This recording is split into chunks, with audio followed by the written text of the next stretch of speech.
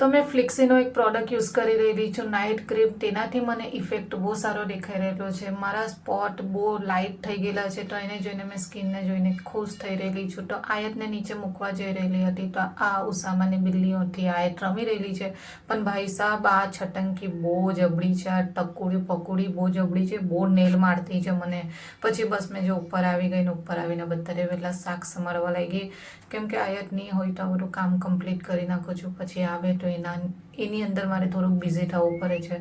પછી ભાઈ નીલુ ભાભીના ત્યાં પોપટ પકડીને લાવેલા છે, એટલો જબડો છે મારા સાથે સાથે, એ પણ એન્જોય કરે. પછી આયત આવી ગઈ હતી, આજે આયતની એક્ઝામ હતી તો થાકી ગઈ હતી.